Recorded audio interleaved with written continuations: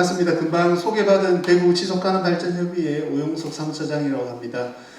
지난 2주 전에 경영 아카데미 제가 강의하는 첫 시간에는 이제 에너지 주제로 해서 강의를 같이 했었는데요. 우리가 사용하고 있는 근본적으로 이제 이 시스템을 현재 우리 경제사회 시스템을 집행하고 있는 화석연료 중심의 사회에서 어떻게 재생에너지 중심으로 갈 것인가 라는 얘기였고, 오늘은 조금 더 범위를 좁혀서 우리가 살고 있는 도시, 이 도시가 좀 더 살기 좋은 도시가 되려면 어떻게 해야 될까, 그리고 이 도시에서 그 기후위기와 관련한 대응들을 적극적으로 하려면 도시를 어떻게 바꿔나가야 될까, 뭐 여러 가지 요소들이 있을 텐데 그 중에서도 저는 오늘 교통 부문에 집중을 해서 좀 말씀을 드리도록 하겠습니다. 앞에 사진 보이세요? 앞에 보시는 이 사진은 덴마크 코펜하겐이라는 도시 아세요 혹시? 네, 코펜하겐이라는 도시의 아침 출퇴근길 풍경입니다. 이제 우리 대구의 출퇴근길 풍경하고는 사뭇 다르죠. 네, 그래서 대구 여기는 코펜하겐은 아침에 출퇴근하는 사람들 중에 자전거로 출퇴근하는 사람이 100명 중에 예를 들면 40명, 40%가 자전거로 출퇴근을 하고 있어요. 그래서 거리에 가면 자동차 차선은 뭐 한두 차선밖에 없고 훨씬 더 많은 공간을 자전거가 점유해서 이용을 하고 있고, 많은 시민들이 그 자전거 도로를 이용해서 굉장히 안전하고 편리하고 신속하게 이동을 하는 도시교통 시스템을 가지고 있죠. 반면 대구는 출퇴근 시간대에 자동차로 출퇴근하는 사람들이 100명 중에 한 50명 정도, 그러니까 자동차의 수단 분담률이 50% 정도를 차지를 하고 있습니다. 당연히 코펜하겐과 풍경이 다르죠. 자동차 한 대가 차지하는 공간도 크고, 그러니까 도로도 많이 넓게 만들어야 되고, 그 공간을 자동차로 꽉 차서 교통정체가 아침마다 출퇴근길마다 일어나고 있는 풍경을 우리가 늘 일상에서 보고 있죠. 그래서 과연 우리가 살고 싶은, 우리가 정말 건강하고 안전하고 행복하게 살 수 있는 도시가 어떤 도시일까라는 고민들을 할 때, 이런 교통이라는 측면에서 봤을 때 자동차를 타기 좋고, 자동차가 굉장히 많은 도시 공간을 차지하는 도시도 있을 수가 있고, 자동차 이용을 최대한 억제를 하고 자동차를 제외한 다양한 이동수단들이 있잖아요. 제일 쉽게는 가장 기본적인 이동수단이 뭐예요? 보행이죠. 걷는 거.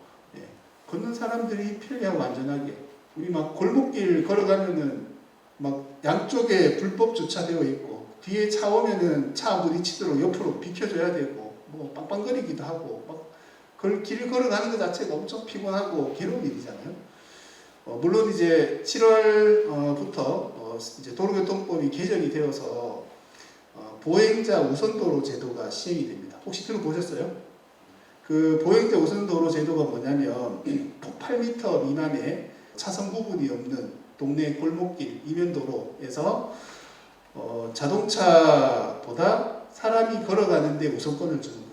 그래서 예를 들면 그런 골목길에 자동차가 뒤에서 빨리 가라고 막 빵빵 비키라고 빵빵 이제 클락션을 울리게 되면 그 운전자는 과태료 4만 원을 부과를 받게 됩니다. 그래서 운전자들은 이게 무슨 뚱딴지 같은 법이냐고 엄청 불만들을 얘기를 하고 있는데, 제가 2015년에 미국에 갔을 때 미국 서부에 포틀랜드라는 도시가 있거든요. 그 도시는 미국에서 가장 자전거를 많이 타는 도시 중에 하나입니다. 그래서 그 도시를 자전거를 타고 이 도시는 어떻게 이렇게 자전거 중심의 도시를 만들었나, 이렇게 자전거 투어를 하는 프로그램이 있거든요. 그래서 그 투어 프로그램을 쭉 이제 다니는 와중에 아까 말씀드린 그런 골목길이 있었어요. 양쪽에 이제 주차가 되어 있고 차 한 대가 지나가면 양쪽에 이제 사람이 지나가기가 쉽지 않은 정도의 폭을 가진 거였는데, 저희가 한 6, 7명이 이렇게 쭉 자전거 타고 쭉 가니까 도로 전체를 다 점유를 하고 가고 있었죠. 근데 뒤에 이제 차가 한 대가 따라오는데 저는 타고 가면서도 계속 불안한 거예요. 제가 언제 빵빵하고 클락션을 울릴까 비키라고. 그래서 거의 한 4, 5분 가까이를 그렇게 골목길을 한참 갔었어요. 근데 끝까지 뒤에서 적절한 거리를 유지하고 천천히 따라오고 있는 거예요. 야, 나는 미국이 정말 자동차 중심의 나라라고 들었는데 이렇게 거의 뭐 한 5분 가까이를 뒤에서 자전거 속도에 맞춰서 자동차가 천천히 보행자를, 자전거 이용자를 배려해서 위협하지 않고 이렇게 따라오는 모습을 보면서 야, 진짜 대단하다 이런 생각을 했었는데, 자동차가 빨리 가야 되고 뭐 이렇게 도로에서 이렇게 막 달려야 되고 뭐 이런 이제 생각해서 보면 말도 안 되는 비효율적인 거잖아요. 그런데 그 도시에서 살고 있는 사람, 보행자, 그 다음에 보행자의 어떤 이동권이나 안전이라든지 이런 측면에서 보면 사실은 그런 도시가 더 괜찮은 도시 아닌가라는 생각들을 하게 됩니다. 왜냐하면 그 뭐 대구는 자동차를 이용하는 시민들이 워낙 많기 때문에 그런 이제 불편함을 호소하는 목소리를 내는 사람들이, 운전자들이 많아서 그 목소리가 너무 과대평가되기는 하지만, 그럼에도 불구하고 그 운전자들조차 차에서 내리면은 보행자잖아요, 그죠? 네. 그래서 가장 근본적으로는 그 보행자들이 안전하고 쾌적하게 이동할 수 있도록 도시의 시스템을 만드는 것이 굉장히 중요하다라는 생각들을 하게 됩니다. 그래서 그런 이제 걷기부터 시작해서 뭐 자전거라든지 뭐 최근에는 전동 킥보드라든지 굉장히 다양한 이동수단들이 최근에는 많잖아요. 그래서 그런 자동차 말고도 그런 교통수단들을 유기적으로 잘 연결해서 이동할 수 있는 도시를 만드는 게 굉장히 중요하다는 얘기들을 하고 있습니다. 지난 시간에 보여드렸던 그림인데요. 지난 150년 동안의 지구 평균 기온을 계산을 해서 그 기온보다 낮을수록 푸른색이 짙어지고 높을수록 붉은색이 짙어진다 말씀을 드렸잖아요. 그래서 왼쪽이 1850년, 오른쪽이 현재라고 생각을 하시면 됩니다. 그래서 지난 150년 동안 지구 평균 기온이 거의 1.1도 이상 상승을 해왔었지만 최근 30년 사이에 기온 속도가 굉장히 빠르다라는 것들을 알고 있고, 그 속도는 점점점 빨라지고 있어서 기후위기에 대응하기 위한 속도를 더 높여야 된다는 얘기를 하고 있습니다. 그래서 지난 시간에 말씀드린 에너지 부문은 사실은 빠르게 전기화, 예전에는 석유를 태우거나 뭐 가스를 쓰거나 하던 것들이 빠르게 전기를 에너지원으로 쓰는 형태로 바뀌고 있습니다. 이걸 전기화라고 얘기를 하죠. 가장 쉽게 볼 수 있는 게 전기 자동차죠. 그죠? 자동차는 당연히 휘발유나 경유를 태워서 이동을 한다고 생각했는데 최근 몇 년 사이에 굉장히 빠른 속도로 전기 자동차로 대체가 되고 있는 상황이잖아요. 그죠? 우리 가정에서도 예전에는 당연히 뭐 요리를 할 때 가스레인지를 사용을 했는데 최근에는 전기 인덕션을 사용하는 가정들이 점점 많아지고 있잖아요. 미국에서는 일부 주에서는 건물을 새로 지을 때 가스 보일러 넣는 것을 금지하는 주도 생기고 있어요. 왜냐하면 가스를 태울 때, 이용을 할 때 온실가스가 배출이 되기 때문에 건물에서 발생하는 온실가스를 줄이기 위해서는 그 가스가 보일러가 담당하는 기능을 전기로 감당을 할 수 있도록 건물을 처음 설계하고 지을 때부터 만들어야 된다라고 이렇게 법으로 강제를 하고 있는 거죠. 그런 식으로 전기화가 굉장히 빠르게 일어나고 있고, 그러면 전기의 수요는 더 많이 늘어나게 될 거잖아요. 그래서 기존에 있던 화석연료나 원자력 발전, 핵발전이 아니고 재생가능 에너지로 그런 필요한 전기 에너지를 공급하기 위한 혁신이 굉장히 빠르게 진행이 되고 있습니다. 그래서 지금 이미 전 세계 전력 생산량 중에 거의 4분의 1 가까이를 재생에너지로 생산을 하고 있습니다. 그래서 굉장히 빠른 속도로 이렇게 전환이 되어가고 있는데 아직까지 그 전환의 속도가 더디고 빠르게 진행되지 않는 대표적인 두 가지 분야가 열과 수송 부분입니다. 그래서 열에너지는 전체 에너지 중에 재생에너지 비중이 10% 정도밖에 안 됩니다. 수송 부문은 더 적죠. 전체 수송 부문에서 사용하는 에너지원 중에 재생가능 에너지 비중은 3%밖에 안 됩니다. 그래서 요 3% 사용하는 재생에너지원의 비중들을 확 늘리든지 아니면 저렇게 에너지를 많이 사용하는 개인 승용차의 숫자 자체를 많이 줄여내는 이 두 가지가 수송 부분에서 가장 시급한 일이다라고 생각이 됩니다. 유럽에서도 뭐 여러 분야에서 이렇게 온실가스가 배출이 되고 산업이라든지 전기를 만드는 과정이라든지 그래서 1990년대부터 온실가스 배출을 줄이기 위한 노력들을 꾸준히 진행을 해왔었고 여러 분야에서 성과들이 나타나고 있는데 가장 줄이기가 쉽지 않은 분야 중에 하나가 수송부문, 교통부문입니다. 그래서 계속 늘어나다가 다른 분야는 줄어들면에도 불구하고 최근에 좀 떨어지긴 했는데 또 다시 늘어납니다. 그래서 수송 부문의 온실가스 감축이 쉽지가 않습니다. 왜냐하면 워낙 습관 자동차를 이용하는 게 저는 이제 중독 같다라는 생각을 하거든요. 저도 가급적이면 자동차 이용하지 않고 자전거로 출퇴근하려고 하는데 집에 저희 와이프가 차를 안 가져가는 날이거나 뭐 좀 몸이 좀 힘든 날이거나 뭐 비가 오거나 이런 날 집에 차가 있으면 막 차를 운전하고 싶은 욕구가 막 생기거든요. 그런 이제 습관 뭐 이런 부분도 있고 또 시스템 자체가 이렇게 그 자동차를 이용하기에 워낙 편리하게 되어 있잖아요. 그죠?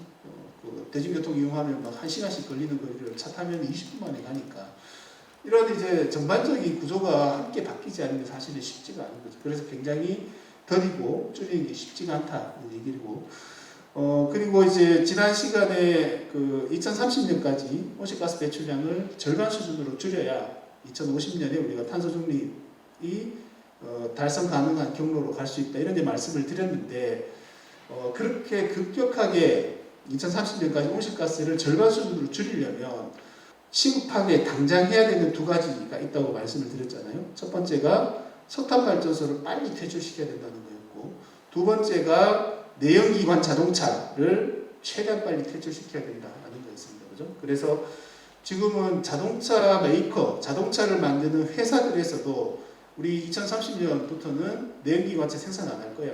뭐 2035년부터는 전기차만 생산할 거야. 라고 이렇게 발표하는 회사들이 속속 생겨나고 있고 국가에서도 내연기관차의 생산과 판매를 2030년부터는 금지하겠다라고 발표하는 나라들도 생겨나고 있습니다. 특히 자동차 회사에서는 현대차도 최근에 그 엔진 개발하는 부서를 지금 축소하거나 없앴다고 얘기를 하더라고요. 그리고 신문에서 이렇게 어디 봤었는데 중앙일보 같은데 그 대학의 자동차 학과가 있잖아요. 자동차 공학과. 자동차 공학과 안에서도 전공이 여러 가지가 있는데 자동차 공학과의 꽃은 엔진입니다. 엔진 전공이 가장 이렇게 학생들이 가고 싶어하고 중요한 전공인데 최근에 엔진을 전공하는 학생들이 거의 없어졌어요. 왜냐하면 전기차는 엔진이 필요 없죠. 여기는 모터에 전기만 주면 굴러가니까. 그러니까 엔진을 더 이상 연구하고 만들려고 하는 배우려고 하는 학생도 없고 회사에서도 엔진은 사라지고 있는 상황인 거죠. 그래서 자동차의 탈탄소화, 전기화가 굉장히 빠른 속도로 진행이 되고 있다는 걸 알 수가 있습니다. 우리나라도 온실가스 배출량을 보면 뭐 우리나라는 전반적으로 다 늘어나고 있긴 합니다만 수송 부문이 위에서 이렇게 세 번째 있는데 상당히 큰 비중을 차지하고 있다는 걸 알 수가 있습니다. 그리고 계속 증가를 하고 있고 저 수송 부문 중에서도 온실가스 배출이 되는 분야가 여러 분야가 있죠. 비행기 타는 항공에서도 배출이 되고 배에서도 배출이 되고 철도에서도 배출이 되는데 수송 부문 배출량의 94% 거의 뭐 대부분은 도로에서 배출된다. 도로에서 배출된다는 것은 자동차가 배출한다는 얘기입니다. 그죠? 그래서 수송 부문의 탄소 중립 전략은 이 자동차 이용을 어떻게 통제할 거냐.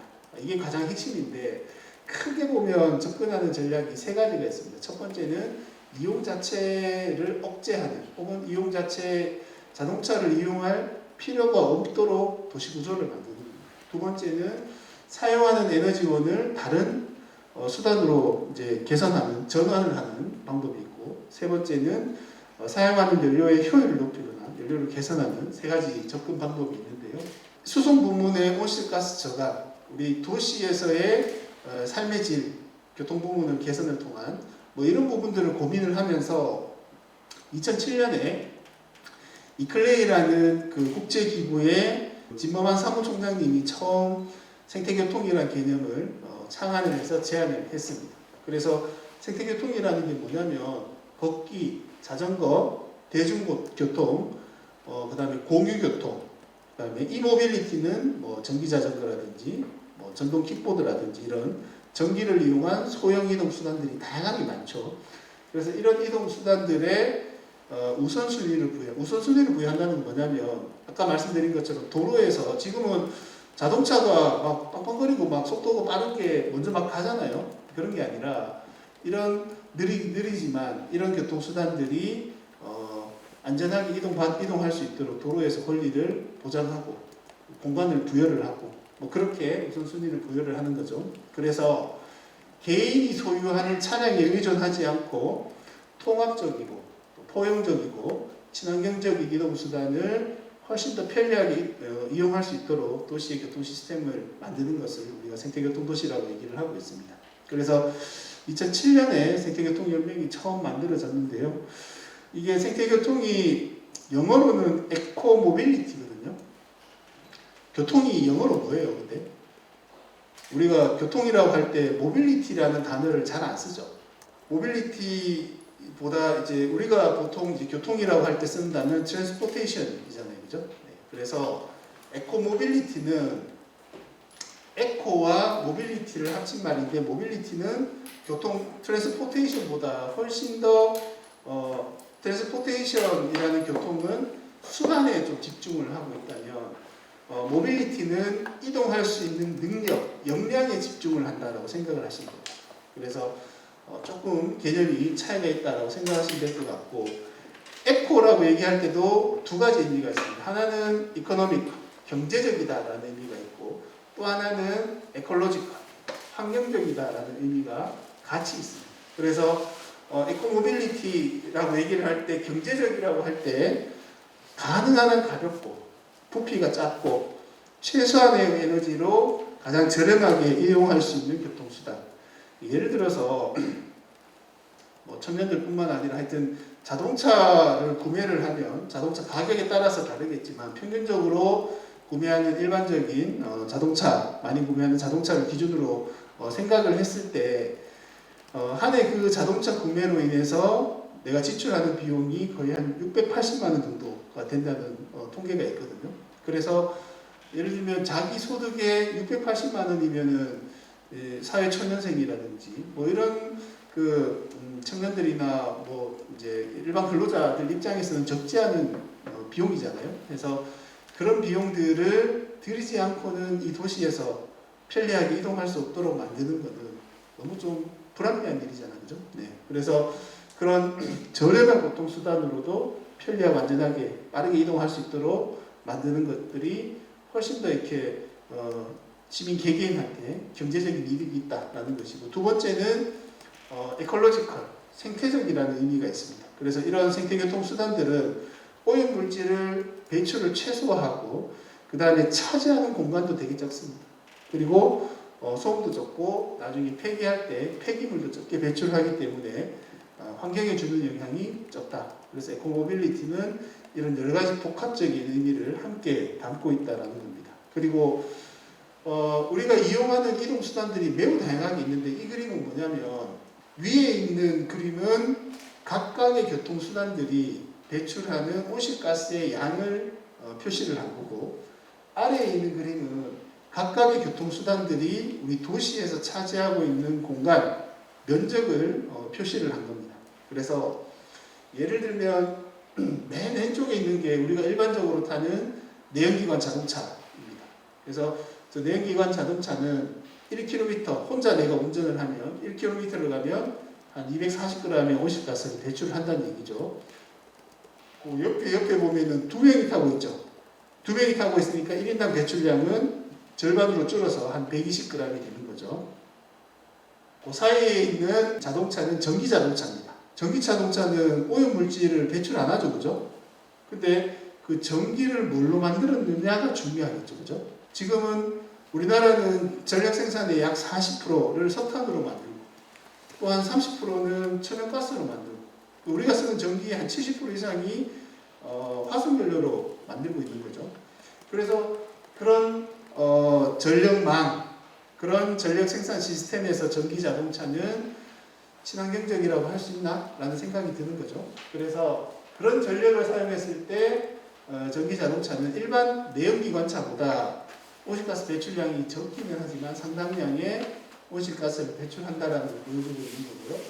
오른쪽에서 세 번째 보면은 요거는 친환경 에너지, 재생 가능 에너지를 사용하는 전력을 이용하는 전기차입니다. 그러면은 온실가스 배출이 없겠죠. 그래서 온실가스 배출을 하지 않습니다. 그리고 걷기, 자전거 마찬가지로 온실가스 배출이 없죠. 그리고 버스라든지 트램이라든지 이런 것도 에너지를 사용하기는 하지만 워낙 많은 사람들이 함께 사용하다 보니까 1인당 사용량, 1인당 배출량으로 따지면 온실가스 배출이 적은 친환경적인 교통수단이다라고 생각하시면 될 것 같아요. 근데 이제 아랫부분은 우리가 살고 있는 도시 공간이 무한정 도로를 확장을 하거나 공간을 무한정 늘릴 수 있는 게 아니잖아요. 우리가 생활할 수 있는 공간, 도로 공간이라는 것은 한정적이고 제한되어 있잖아요. 근데 이 제한된, 한정된 공간을 어떤 공간으로 누가 어떻게 사용할 것인지를 결정하는 게 굉장히 중요한데 전기차가 되었든 재생에너지로 만든 전기차가 되었든 뭐든 간에 도시에 차지하는 면적은 똑같죠. 그죠? 네. 그래서 사실은 이게 비용 측면에서도 그렇고 도시 공간을 정말 살기 좋은 괜찮은 공간으로 만드는데도 굉장히 걸림돌이 되는. 예를 들어서 우리 도심에서 대구시에서 이렇게 주차장을 만들어서 이렇게 제공하는 경우들이 많잖아요. 무료 주차장이라든지 굉장히 저렴한 주차장을 제공을 하는 경우들이 많잖아요. 예를 들어 저기 중구에 김광석 다시 그리기 길 뭐 이런 데 아세요? 네, 저희 그전 사무실이 그 김광석 길 바로 옆에 있었거든요.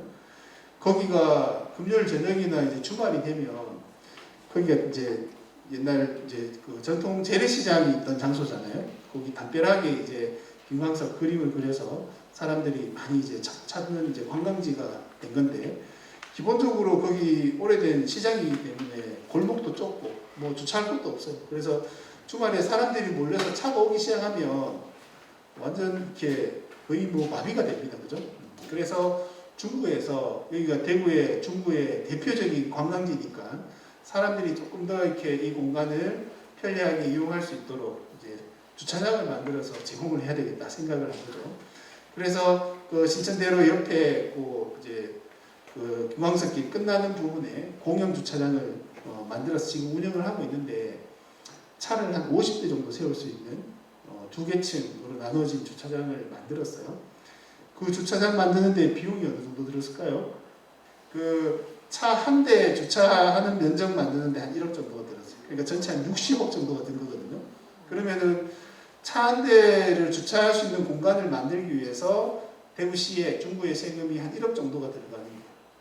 그러면은 물론 뭐 자동차 타는 사람들이 뭐 세금도 많이 내고 뭐 물론 하긴 하지만 우리 도시 공간에 그렇게 많은 면적을 그렇게 많은 돈을 들여서 자동차가 이용할 수 있는 공간으로 제공하는 게 과연 온당하냐라는 질문을 해볼 수 있겠죠. 그래서 그런 이제 공간에 대한 정의라는 관점에서도 자동차보다는 훨씬 더 효율적으로 이용할 수 있는 교통수단들을 이용하는 게 중요하다는 얘기를 합니다.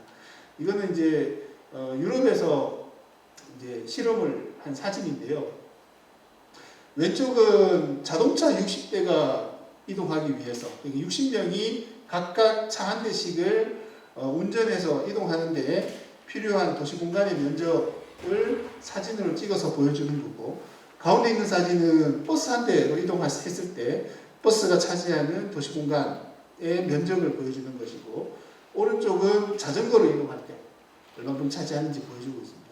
그래서 당연히 상식적으로 자동차 1인당 한 명씩 타서 60대가 이동하려면 훨씬 더 많은 도시 공간이 필요하겠죠. 그리고 이동할 때도 그렇고 저 자동차를 세워놓을 주차 공간도 그렇고 그래서 도시를 계속 저렇게 늘어나는 자동차에 맞춰서 도로와 주차장을 공급하고 제공하는 시스템으로 만들어가는 것은 지속 가능하지 않다라는 얘기를 하고 있습니다. 이건 2015년에 그 도시 디자인 공모 대회에서 대상을 받은 작품인데 우리 도시 공간이 이렇게 불평등한 도시 공간이 아니냐라는 주제로 도시 그 정의라는 주제로 이제 출품한 작품입니다. 그래서 보시면 뭐 딱 직관적으로 이해가 되잖아요, 그죠? 자동차가 가장 넓은 공간을 여유롭게 혼자 이용을 하고 있고 만원버스에 많은 사람들이 시달리고 제가 여기 오면서 자전거 타고 왔는데 실제로 갓길로 저렇게 오는데 버스가 이렇게 막 밀어붙여가지고 딱 저런 모습으로 제가 막 달려오다가 이렇게 운전기사님 한번 째려보고 이렇게 오고도 했었는데, 우리 도시를 이렇게 만드는 게 정말 우리 도시가 정말 괜찮은 도시, 살기 좋은 도시가 되고 있는 건가? 라는 질문을 던져볼 수 있다는 거죠. 그래서 이제 자동차를 이용하지 않는 사람, 보행자, 자전거 이용하는 사람, 버스 이용하는 사람, 대중교통 이용하는 사람들이 더 쾌적하고 편리하고 안전하게 이동할 수 있는 도시교통 시스템을 어떻게 만들 거냐라는 이제 고민들을 전 세계 많은 도시들이 했고, 그런 고민을 하고 있는 도시들이 한 자리에 모여서 이제 회의를 하기 시작을 했습니다. 그래서 2011년에 생태교통 총회, 세계 총회가 처음 열렸는데, 그 첫 총회가 이제 대한민국 그 창원에서 개최가 되었습니다. 그래서 이 총회에서 생태교통연맹을 결성을 하고, 그리고 2년에 한 번씩 생태교통 총회를 개최하기로 결정하고, 그리고 2년에 한 번씩 그 총회가 열리는 해에 총회를 유치한 그 도시에서 생태교통 축제를 함께 개최하자라고 이제 결정을 했죠. 그래서 그 첫 총회가 수원시에서 2013년에 처음 열렸습니다. 그래서 생태교통 축제는 뭐냐면 한 달 동안 어느 지역 혹은 마을을 지정을 해서 그 마을에서 자동차를 다 한번 덜어내는 실험을 해보는 거예요.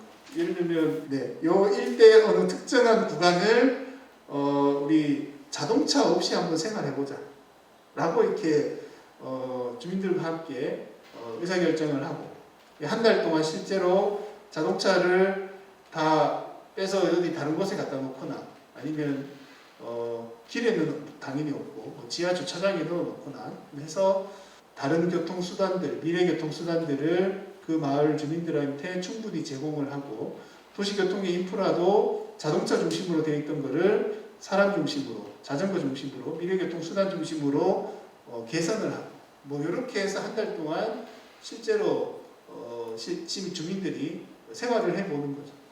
그래서 수원에서는 행궁동이라고 수원 화성을 끼고 있는 동네에서 한 달 동안 그 실험을 한 거예요. 이 동네는 옆에 수원 화성이라는 문화재가 있기 때문에 개발도 안 되고 굉장히 낙후되어 있는 주민들이 피해의식 갖고 있는 도시 지역인데, 그 도시를 이렇게 한 달 동안 운영을 하면서 여러 가지 이제 사건과 이제 변화들이 일어나게 되는 거죠. 그 2년 후에는 이제 요하네스버그에서도 했었고, 2017년에는 대만 까오슝에서 또 생태교통 축제와 총회가 열렸습니다. 그래서 이 까오슝 총회에서 살기 좋은 도시를 만들기 위한 교통, 모빌리티의 10가지 원칙이 있거든요. 거기에 기반해서 까오슝 이제 전략을 채택을 하게 됩니다. 그래서 기존에 있던 살기 좋은 도시를 위한 모빌리티의 10대 원칙을 살펴보면 뭐 도시계획을 할 때 생태교통을 고려해서 해야 된다라든지, 차량보다는 사람이 우선시 되도록 시스템을 만들어야 된다. 그리고 공간과 자원을 효율적으로 이용을 하고 공유를. 그리고 최근에 그 장애인들이 지하철에서 우리도 이렇게 안전하게 지하철 탈 수 있도록 엘리베이터도 만들어주고 좀 시스템 만들어 달라고 이렇게 시위를 굉장히 강력하게 했었잖아요. 굉장히 오랫동안 이런 시위가 있었는데, 그런 누구나 장애인이든 어린아이든 노인이든 누구나 편리하게 접근할 수 있는 교통 디자인을 해야 된다. 뭐 이런 이렇게 10가지 내용들이 쭉 있습니다. 그래서 정리한 내용이 사람이 우선이다. 도시 공간은 자동차가 아니라 사람들과 공유를 한다. 형평성을 제고한다. 그리고 요금이 너무 비싸면 안 되겠죠, 그죠?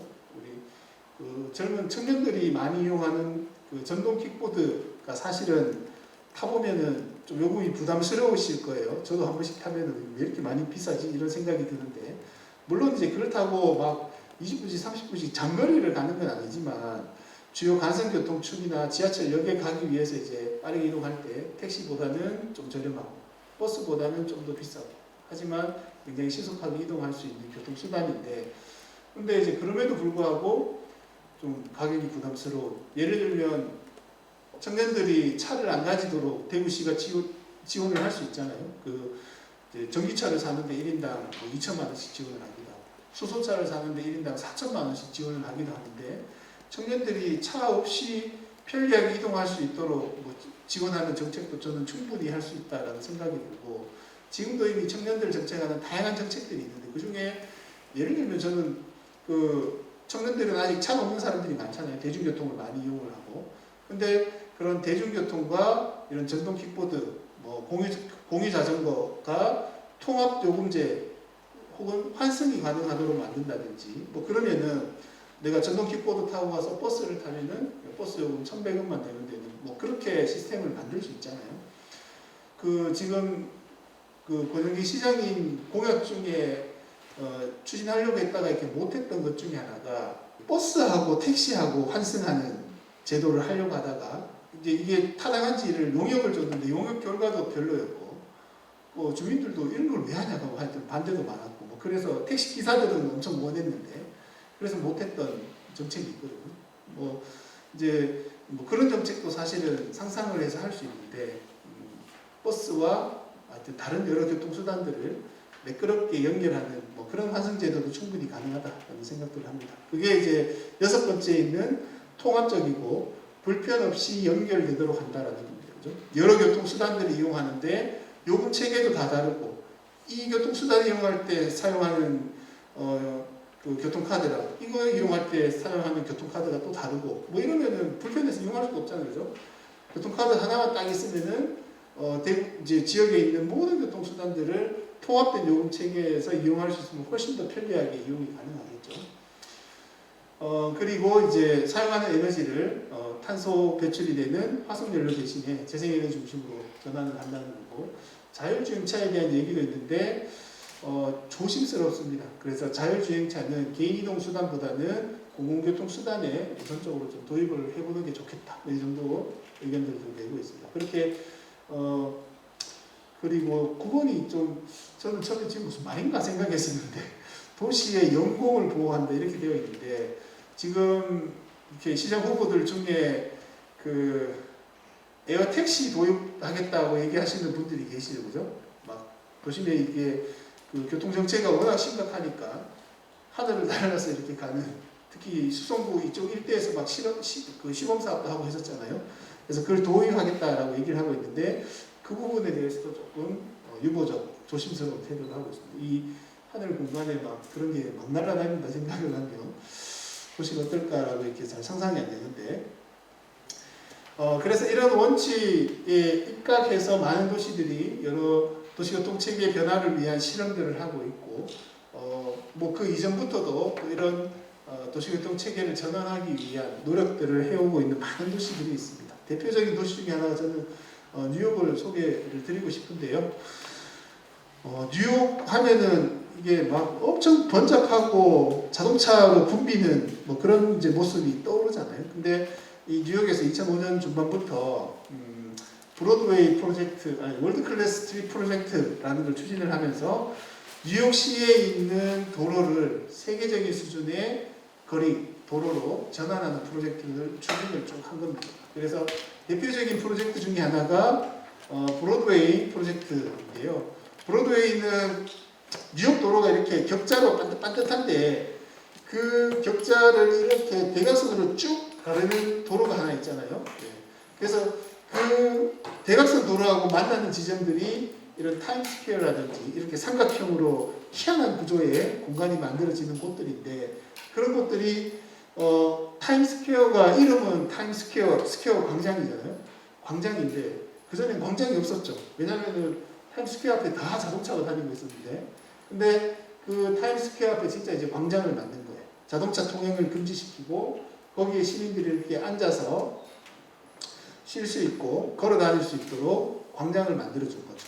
그리고 요 브로드웨이 대로를 따라서 쭉 내려오는 헤럴드 스퀘어에서도 마찬가지로 광장을 자동차 통행을 억제하고 광장을 만들었습니다. 그랬더니 보행자 사고도 엄청 많이 줄었고 걸어 다니는 사람들이 많아지니까 주변 상가의 매출도 늘어나고 근데 자동차는 더 막히지 않았을까? 이제 생각이 들지만 실제 자동차 통행 속도를 보니까 통행 속도도 개선이 됐어.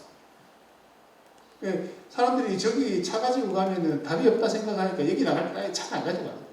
혹은 차를 운전을 할 때도 이 구역은 피해서 가요. 왜냐하면 저기는 차가 다닐 수 없는 도로가 너무 많고 혹은 일반 도로가 너무 많아서 자동차 들어가면은 오히려 시간이 더 걸리고 너무 고생한다 생각을 하면은 안 가져가거나 피해가게 되는 거죠. 그러니까 전반적으로 주변의 교통량이 줄어들어서 교통 흐름들이 개선이 되는. 그래서 도로를 계속 공급을 해서 교통 혼잡을 해결할 수 있는 방법이 별로 없다는 얘기들이 전문가들의 정설입니다. 그래서 사실 근데 우리가 도로 막히면은 아이고 도로를 더 넓혀야지, 더 뚫어야지, 주민들도 계속 그런 요구를 하고, 그래도 막히면은 이제 고가도로 만들어 달라고 뭐 그런 거잖아요, 그죠? 수목원에서 저기 달성군으로 넘어가는 그쪽 도로가 있잖아요. 그쪽 달성군 쪽에 국가 산단이 생기고 뭐 이렇게 그쪽에 이제 그 주거지가 엄청 개발이 되면서 거기서 이제 시내로 출퇴근하는 사람들이 많아지면서 그 상하로 일대, 그 수목원 있는 그쪽 삼거리 일대가 출퇴근 시간이 엄청나게 많이 밀리잖아요, 그죠? 거기도 밀리고 앞산 수단도로에서 쭉 앞산 터널에서 쭉 내려와서 상하로로 내려가서 그 수목원으로 가는 그쪽 도로도 엄청나게 많이 밀리는 대구의 상습 정체 구역인데 거기에 옛날부터 고가도로를 만들 계획을 가지고 있었거든요. 그래서 잘 보시면 그 가운데 하천이 흐르는데 보면 이 파일 굵은 기둥들을 다 박아놨어요.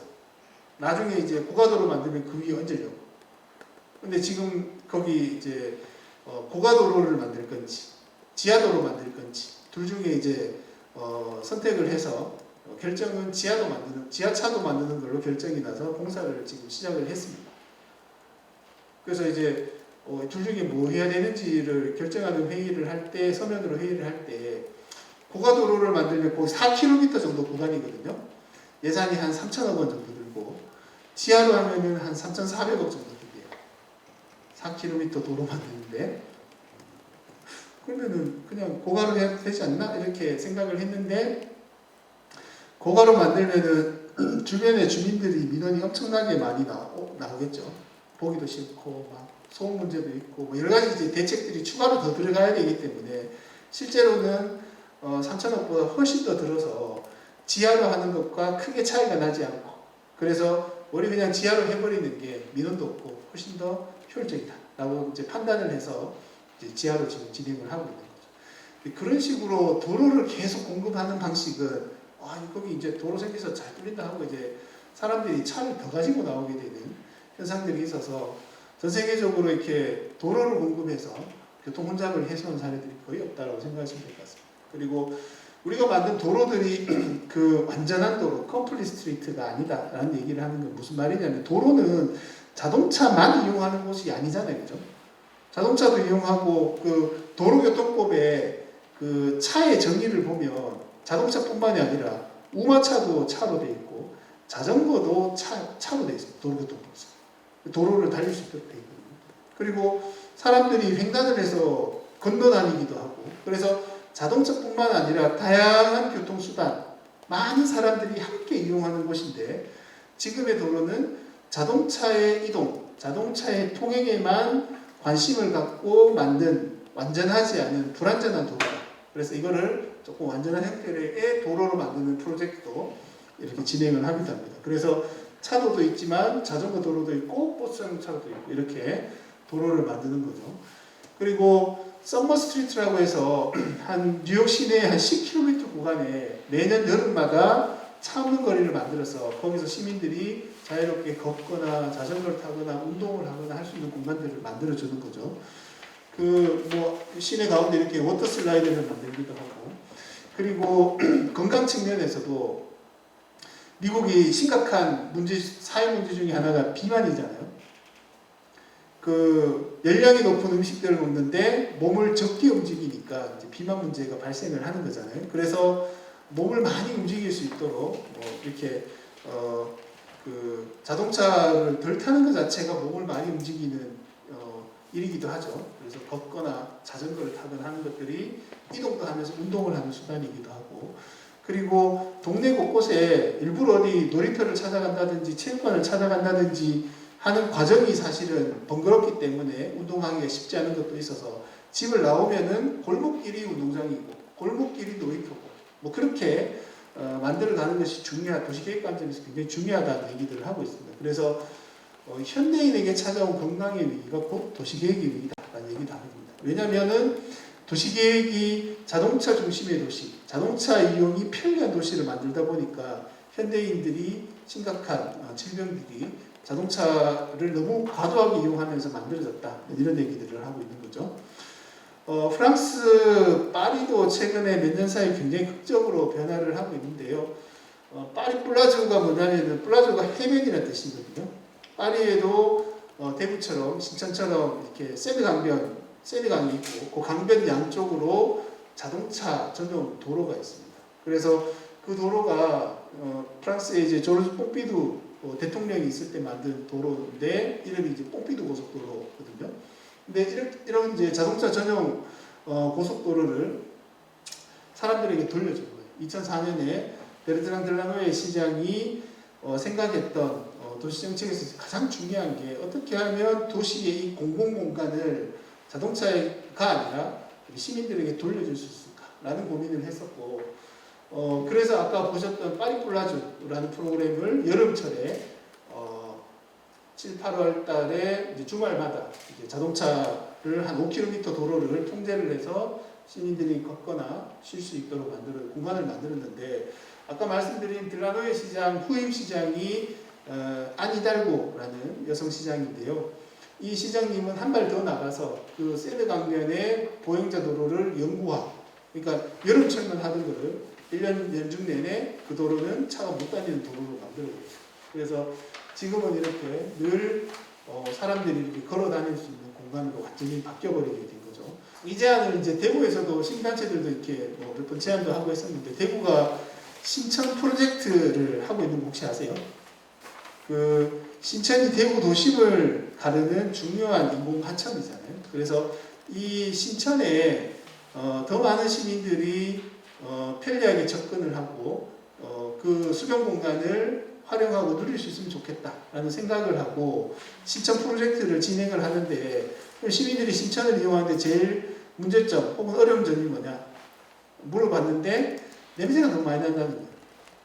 신천에 유량이 풍부하지 않아서 이렇게 냄새가 나기 때문에 물을 더 충분히 공급하기 위해서 낙동강을 물을 일로 끌고 와서 신천 상류에서 이렇게 흘려보내가지고 다시 낙동강으로 보내는 그렇게 해서 한 10만 톤을 매일 끌어당기는 그런 프로젝트도 있고 그리고 신천 양쪽 좌우안에 모두 자동차 전용 도로가 있잖아요. 그러니까 시민들이 걸어서 접근하기가 너무 힘든 거죠. 자동차 전용 신천 동로는 중간에 횡단보도도 하나씩 있기는 하지만 횡단보도까지 가려면 한참 걸어가야 되고 그 강변으로 내려갈 수 있는 그 진입로도 많지가 않고 그러다 보니까 시민들의 접근을 편리하게 하기 위해서 이 신천 동로 정도는 차 없는 거리로 만들자 이런 제안을 하기도 하고 시에서는 그 아까 말씀드린 김광석길 거기 이제 수성교에서 대봉교죠, 그죠? 거기를 자동차는 지하로 다니도록 하고 위에는 그냥 사람들이 막 걸어서 막 다닐 수 있도록 만들자 이런 계획을 얘기를 하기도 했었는데 어쨌든 세느강변 이렇게 보행자 도로를 완전히 만들어봤습니다. 그리고 파리 하면은 상징적인 게 에펠탑과 함께 이제 샹젤리제 거리가 있죠. 저 개선문을 중심으로 12방향으로 엄청나게 큰 도로들이 쫙 뻗어 있는 도로인데 이 도로를 이제 차 없는 거리로 만들어서 이제 매년 한 달에 한 번씩 이렇게 시민들이 걷고 자전거 타고 할 수 있는 공간으로 만들어서 자유롭게 이용할 수 있도록 도시 공간을 전환을 하고 있습니다. 그리고 거리에서 시민들이 쉴 수 있는 공간도 충분히 제공을 하고 있고요. 시장님이 그 재선을 하면서 이제 했던 공약 중에 하나가 파리 시내 전역의 자동차 통행 속도를 30km로 제한을 하겠다. 그러니까 파리 시내에 있는 노상 주차장 8만 개 중에 약 70%를 다 없애겠다. 그래서 그 주차장을 자전거나 버스가 다닐 수 있는 혹은 보행자가 다닐 수 있는 공간으로 전환을 하겠다라고 발표를 했습니다. 근데 저는 저런 공약을 발표하는데도 시장이 당선이 되네? 이런 생각이 신기했는데 여러분 한번 생각해 보세요. 지금 홍준표 후보나 이렇게 민주당의 후보나 대구 시내에 있는 주차장의 절반을 없애겠다. 대구 시내 도심의 자동차 속도를 30km로 제한하겠다라는 공약을 하면 바로 돌맞을 것 같거든요.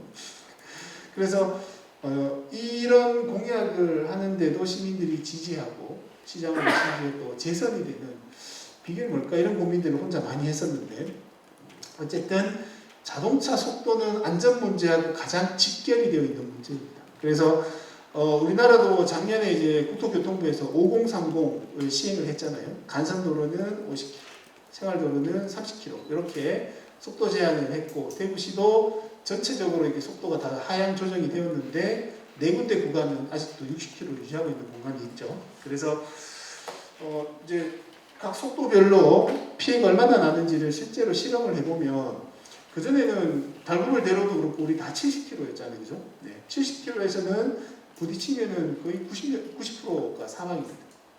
50km에서는 한 절반 정도, 30km에서는 부딪혀도 부상은 있겠지만 사망하는 확률은 현저히 떨어지게 되는 거죠. 그래서 도심에서 자동차가 빠르게 이동하는 것도 굉장히 중요하지만 또 사람들의 생명 안전을 보장하는 일은 또 그것보다 훨씬 더 중요한 일이잖아요. 그 사이에서 이제 균형을 잘 잡아야 되는데, 근데 사실은 제한 속도를 70km, 뭐 60km 해 놓더라도 우리 이제 대구에서 출퇴근 시간대 자동차의 평균 통행 속도가 몇 킬로 정도 될 것 같아요? 대구가 전국 7대 특광역시 중에 출퇴근 시간대에 자동차 통행 속도가 가장 빠른 도시입니다. 26km. 나머지 도시들은 20km가 다 안 돼요. 20km 왔다 갔다 하고 있는 수준이거든요. 그럼 이제 물론 뭐 차가 없는 밤이나 뭐 이렇게 낮에 차 이제 도로 한적할 때는 뭐 70km씩 막 달릴지도 모르겠습니다만 주로 많은 사람들이 이용하는 출퇴근 시간대에는 실제로 이 자동차가 달리는 속도가 2, 30km 사이라는 얘기인 거죠. 그래서 막 60km, 70km 빠르게 달리게 해놓을 이유가 별로 없다라는 얘기를 저는 하는데,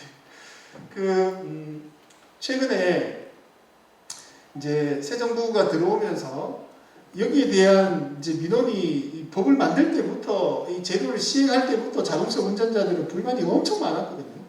이런 엉터리 같은 법을 왜 하냐부터 시작해서 민식이법도 마찬가지고 엄청 공격을 했는데 새 정부에서도 그런 민원을 워낙 많이 들으니까 정책에 반영하겠다 해서 이렇게 이제 5030 속도를 탄력적으로 운영하겠다라고 이렇게 발표도 했고, 실제로 대구에서도 일부 스쿨존 구간에, 그게 제일 큰 불만 중에 하나가 뭐냐면 좋다, 어린이 안전 좋고 보호를 해야 된다고 생각 동의한다.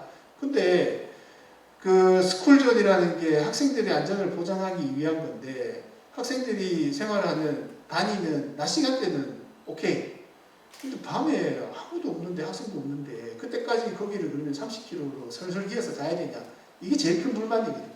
그래서 학생들의 활동이 끝나는 시간 이후에는 40km, 50km 좀 달릴 수 있도록 해도 라는 게 이렇게 운전자들의 가장 큰 요구사항이에요.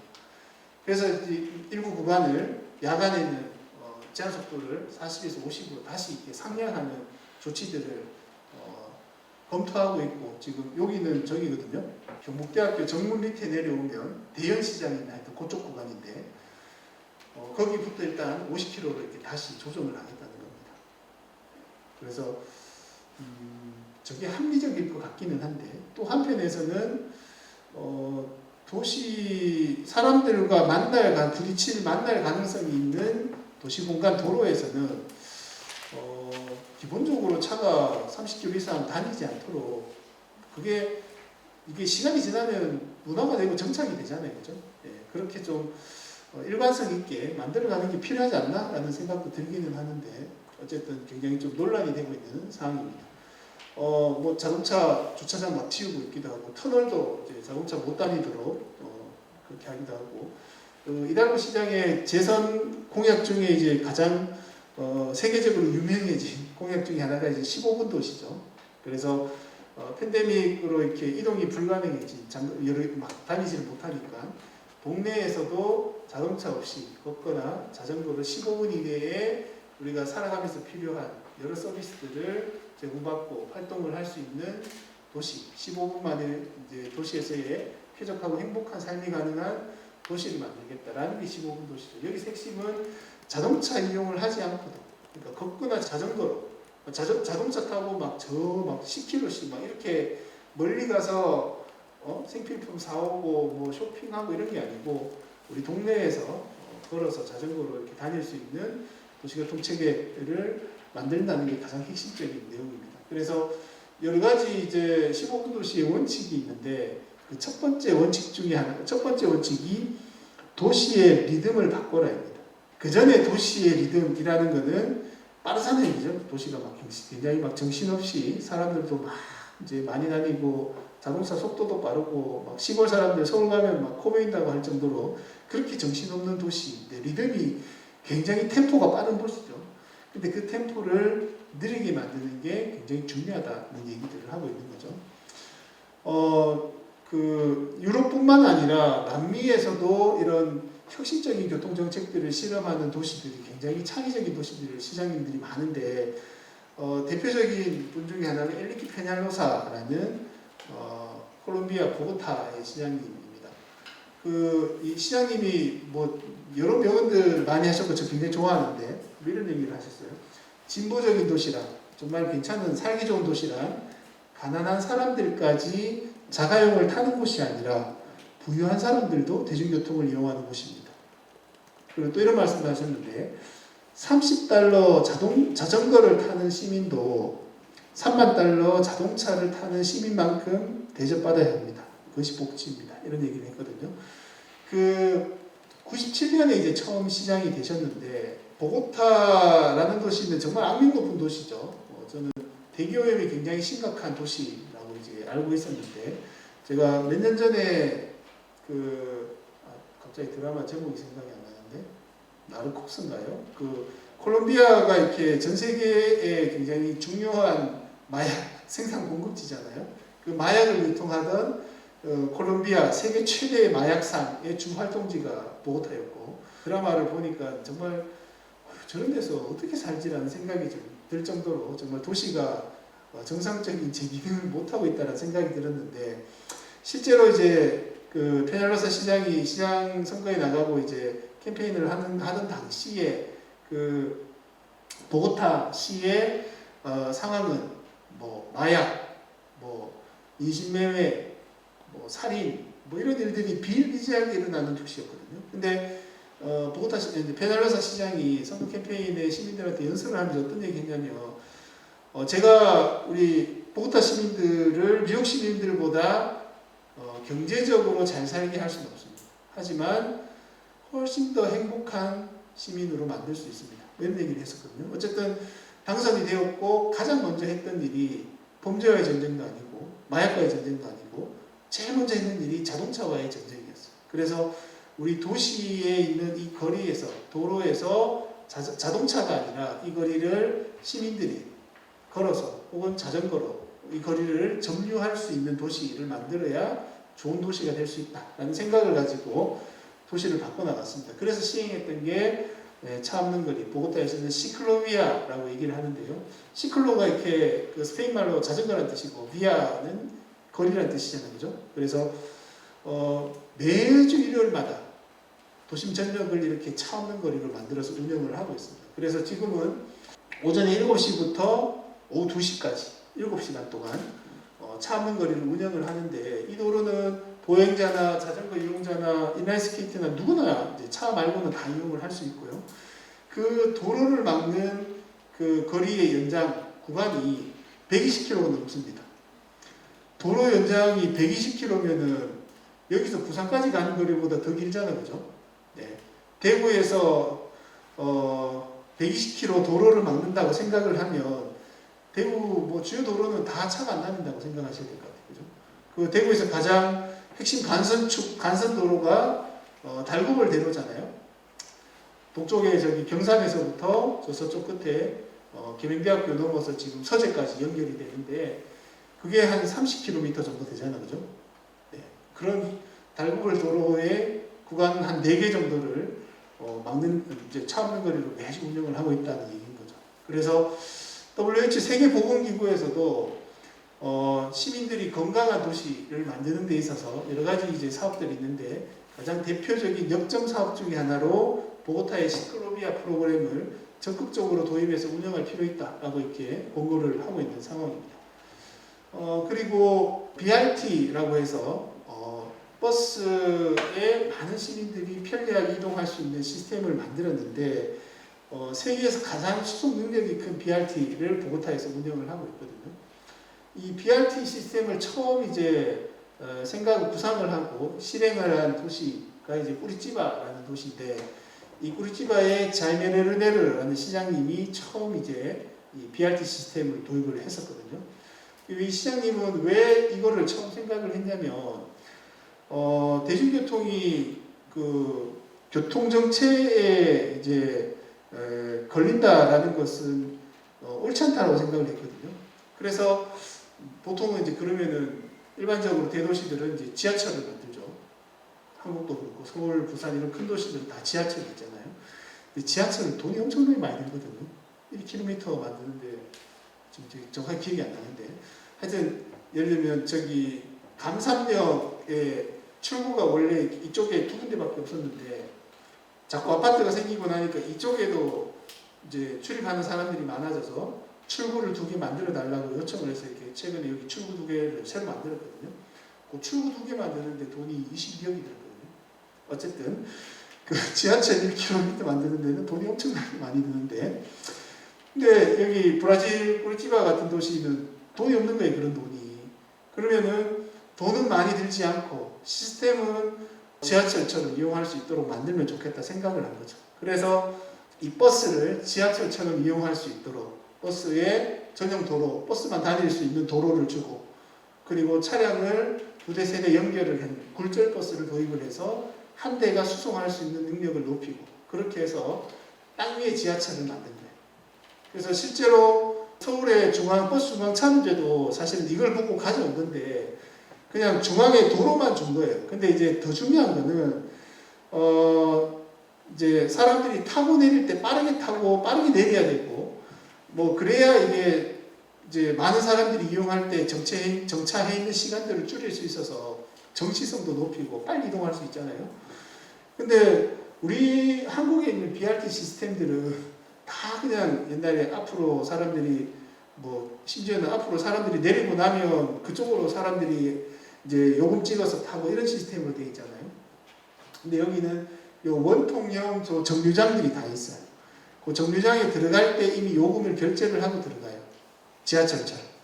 그러면은 저 안에 들어가서 버스가 이렇게 도착하면 지하철처럼 몇 개의 문이 동시에 쫙 다 열립니다. 그러면 사람들이 쫙 내리고 사람들은 쫙 타고, 버스 탈 때 이거 요금이 찍혔네 안 찍혔네 뭐 돈이 많네 안 많네 신랑이 할 필요가 없죠. 그죠? 지하철하고 시스템이 똑같은 거예요. 다만 지하에 있는 게 아니고 땅 위에 있는 거고, 땅 위에 지하철처럼 전용 노선과 구간들을 만들어준 거죠.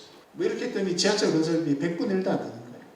그래서 굉장히 혁신적인 아이디어로 굉장히 저렴한 비용으로 도시교통 체계를 혁신한 중요한 사례로 얘기가 되고 있습니다. 그래서 우리가 도시교통 정책을 수립을 할 때 우선순위를 고민을 해야 되는데, 자동차를 어떻게 안 막히고 빠르게 소통하도록 만들 거냐를 가지고 도시의 교통체계를 구성을 하는 게 아니고, 어떻게 하면 사람들이 쾌적하고 안전하고 신속하게 누구나 이동할 수 있도록 도시교통체계를 만들 거냐라고 생각을 하고 도시 공간을 바라보고 도시의 교통체계를 설계를 하면 저는 지금과 굉장히 달라지게 될 거다라고 생각을 하거든요.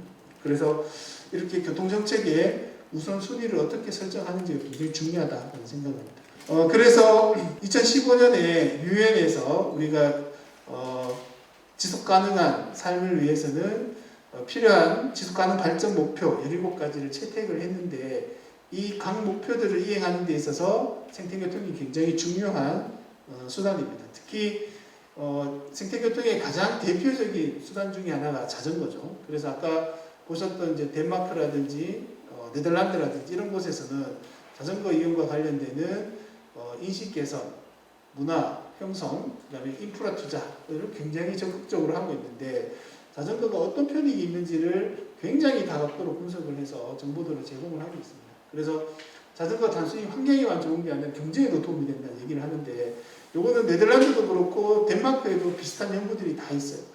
자동차를 타고 우리가 도시에서 1km를 이동을 하면 지역 경제에 미치는 영향이 마이너스 50센트. 근데 자전거를 타고 지역을 이렇게 돌아다니게 되면 지역 경제에 60센트 플러스가 된다. 이런 이제 분석 결과들이 있거든요. 근데 예를 들면 우리가 골목 경제 살려야 된다는 얘기 많이 하잖아요, 그죠? 동네의 작은 가게들을 장사가 잘 되게 하고 사람들이 많이 가도록 해야 된다라고 하는데 저는 그 핵심은 자동차 이용을 억제하는 거다라고 생각이 듭니다. 왜냐하면 자동차를 이용을 하게 되면 주차하기 좋은 데 가야 되잖아요, 그죠? 예, 쇼핑하기 좋은 이마트, 주차하기 좋은 이마트라든지 뭐 백화점이라든지 그런 곳에 가서 이렇게 쇼핑을 하게 되잖아요. 근데 그런 곳에서 우리가 소비하는 것들은 다 역외로 나가죠. 대구 밖으로, 서울로 그 본사가 있는 곳으로 또 지역의 자금들이 유출이 되는 겁니다. 그죠? 그리고 또 이제 동네의 식당들도 요 밑에 있는 드랑길이나 이런 이제 대형 식당들, 대형 자본들이 만든 자본이 많은 사람들이 만든 그런 식당들은 주차 공간이 충분하기 때문에 차를 가진 사람들이 별로 많이 오지만 근데 동네 식당들은 주차하기도 힘들고 뭐 잘 안 오잖아요. 근데 걷거나 자전거를 타거나 이제 동네에서 쉽게 접근할 수 있도록 만들어주면 훨씬 더 이렇게 골목 경제에 도움이 된다고 그런 얘기들을 하고 있고요. 그리고 뭐 환경이 좋다는 얘기는 더 말할 필요 없을 것 같고 건강에 당연히 좋겠죠. 우리 신체 활동을 열심히 하게 되니까. 그리고 자전거를 타거나 이렇게 걷게 되면 사람들과 소통하고 교류하는 기회들이 더 많아지게 됩니다. 속도가 느려지면 자동차를 타고 가면은 뭐 이렇게 되게 욕하거나 이렇게 얼굴 붉힐 일들이 많지만 자전거 타고 가면 이렇게 맞은편에 누가 오거나 하면 되게 뭐 이렇게 아는 사람이 오거나 하면 인사도 할 수 있고 되게 정겹게 이동을 할 수 있는 수단이기도 하고 그런 측면에서 차이가 있고 도시를 쾌적하게 만들어주기도 하고요. 오른쪽에 보면 자전거는 시간을 절약해 준다라고 되어 있는데 사실은 물리적으로 자전거가 자동차보다 빠를 수가 없죠, 그죠? 네. 근데 정책적으로는 자동차보다 자전거로 이동하는 게 시간을 훨씬 더 절약할 수 있도록 할 수 있는 다양한 방법들이 많습니다. 이제 예를 들면 저희 집이 반야월 그 동구 안신 쪽이거든요. 저희 사무실은 영대병원 있는 그쪽 근처거든요. 그래서 제가 자전거로 출퇴근을 하면 거리가 한 15km 정도가 돼요. 제가 땀날 만큼 열심히 달리면 한 40분 정도 하면 가거든요. 근데 제가 자동차를 타고 출근을 하면 아침에 출근길에 시속이 한 20km 정도 된다 했잖아요. 그죠? 네. 그럼 자동차를 타도 거의 한 40분 가까이 걸리거든요. 그런데 이 코펜하겐 같은 경우에 이제 네덜란드 암스테르담도 마찬가지고 이 도시들은 운하들이 많잖아요. 그러니까 이제 다리를 건너가야 되는데 그 건널 수 있는 다리가 자전거나 사람이 건널 수 있는 다리는 되게 촘촘하게 있는데 자동차가 건널 수 있는 다리는 몇 개 없는 거예요. 띄엄띄엄. 그러니까 여기서 이렇게 자전거나 사람은 바로 갈 수 있는데 자동차 이렇게 삥 돌아서 가야 되는 거죠. 그리고 예를 들면 일방 통행로들이 많죠. 그래서 자동차는 이렇게 못 가는데 자전거는 양방향으로 다 갈 수 있다든지 그리고 도착 지점 근처에 주차장이 잘 없는 거예요. 주차를 저 멀리 세우고 걸어서 가면은 자전거보다 시간이 더 걸리는 거죠. 그런 식으로 여러 정책적인 수단을 통해서 자전거나 대중교통이 자동차보다 훨씬 더 빠르게 이동할 수 있도록 할 수 있는 다양한 방안들이 많이 있습니다. 그걸 선택하지 않을 뿐이지. 뭐 안전과 관련해서도 마찬가지고 사회적으로 여러 계층들이 참여할 수 있도록 만드는 데도 자전거가 굉장히 유리합니다. 그래서 코펜하겐 같은 도시에서는 자전거 친화 도시 지표를 만들어서 우리가 얼마나 자전거 타기 괜찮은 도시로 가고 있는지를 다양하게 평가를 해서 또 공개도 하고 정책을 개선을 해 나가는데요. 이게 중요한 게 도시의 공간을 자동차에게 부여할 건지 사람에게 부여할 건지가 굉장히 중요한데 사실은 유럽에 있는 도시들, 암스테르담이든지 이 자전거 수단 분담률이 높은 도시도 원래부터 그렇게 자전거를 많이 타고 도시 공간에 자전거를 이용할 수 있는 도로가 많았던 건 아닙니다. 1950년대 2차 세계대전이 끝나고 난 이후에 유럽 전역에서 이제 전쟁 물자 생산 체제들이 일반 시민들이 이용할 수 있는 물자를 막 생산을 해내면서 물질적으로 엄청 이렇게 풍요로워졌고 특히 자동차 보급량이 굉장히 빠른 속도로 증가가 되었습니다. 그래서 이제 암스테르담 같은 도시는 바다를 메워서 만든 지역이기 때문에 도시 공간이 기본적으로 이렇게 충분치가 않죠. 근데 그 공간들을 자동차가 너무 과도하게 많이 점유를 하다 보니까 많은 이제 사회환경적인 경제적인 문제들이 발생을 했죠. 가장 심각하게 발생한 문제 중에 하나는 주차 문제. 도시에 차를 세울 데가 없는 거예요. 도시 공간은 많은데 차는 계속 늘어나니까. 그리고 교통사고가 엄청 많아지는 거예요. 한 해 교통사고를 죽는 아이들이 막 400명이 넘어가는 뭐 이런 일도 일어나고 대기오염 심각해지고. 그래서 그런 일들을 겪으면서 오른쪽에 보시는 것처럼 자전거 중심으로 전환을 해 나갔는데 1970년대 네덜란드에서 암스테르담에서 이렇게 강력하게 시민들이 했던 시위 중 하나가 스탑 킨더몰트 아동 살인을 멈춰라 라는 시위를 했었거든요. 아까 말씀드린 것처럼 한 해 400명 이상이 차에 부딪혀서 죽는 거예요. 뭐 이런 도시가 다 있냐. 어떻게 애들이 하루에 한 명씩 차에 부딪혀서 죽는 도시 이게 말이 되냐. 이렇게 해서 시민들이 거리로 나와서 왼쪽 하단에 있는 모습이 있고 암스테르담 시청 앞에 있는 도로에 시민들이 자전거를 타고 와서 들어누워서 점거를 해버린 모습이거든요. 지금은 여기가 차가 다니지 않는 광장으로 바뀌었는데 어쨌든 이런 자동차 중심에서 자전거와 사람 중심으로 도시교통 체계를 전환을 했더니 1970년대 400명 이상 한 해 사망하던 게 지금은 10명 안팎으로 굉장히 급격하게 감소가 했다는 것들을 볼 수가 있습니다. 이런 내용들을 참조하시면 될 것 같고요.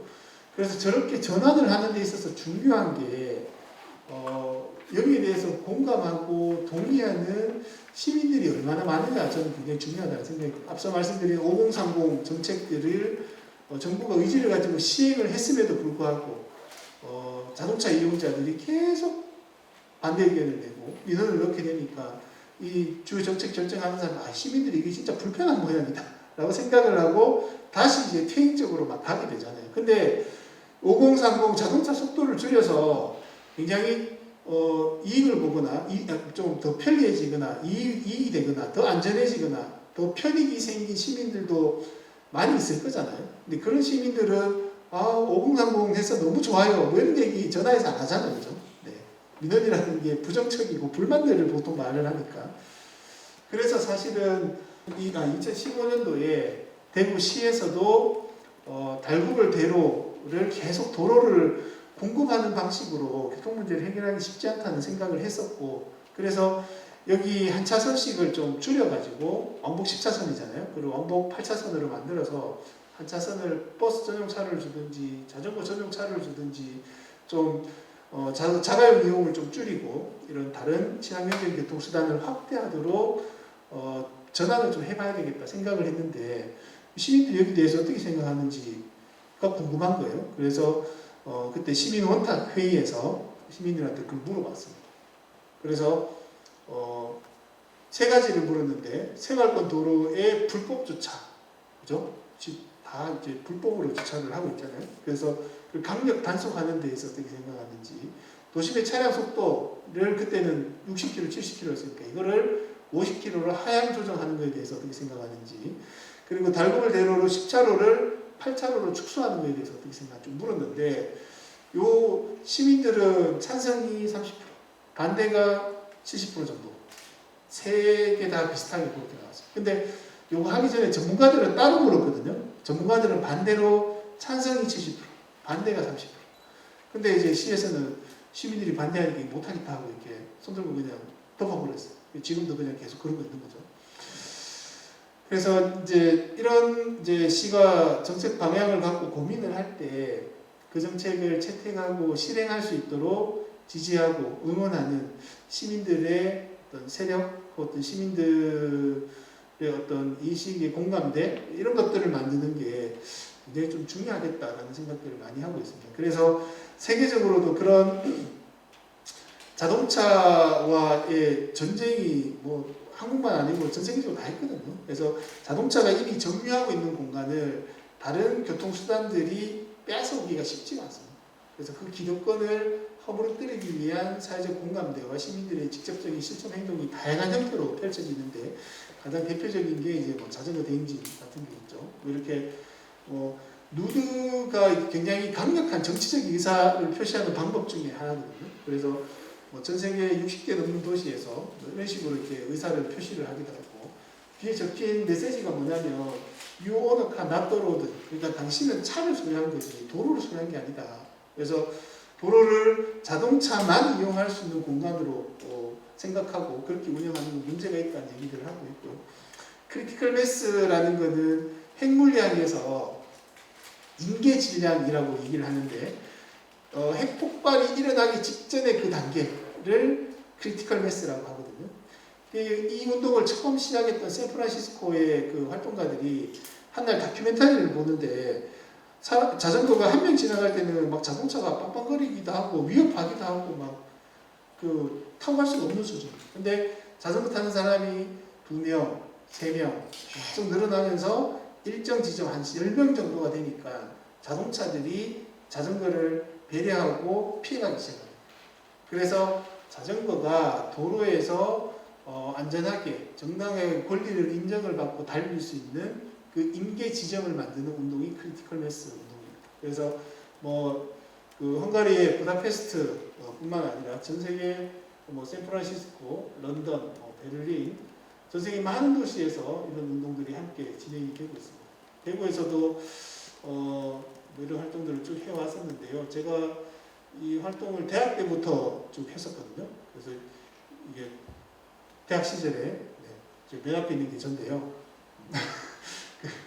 그 자동차 없는 녹색 캠퍼스 만들자 이런 활동들을 쭉 하면서 당시에는 인라인 스케이트로 그런 활동들을 쭉 했었고 제가 인라인 스케이트로 그전에는 출퇴근을 했었는데 저런 걸 타고 이렇게 도로에 나와서 이러면 운전자들이 엄청 많았거든요. 맨날 욕먹고 막 찾아가 싸우고 막 이랬는데 근데 그때 당시에 프랑스 파리에는 인라인으로 출퇴근하는 사람이 한 10만 명 정도 된다는 얘기를 듣고는 저런 데가 아니죠.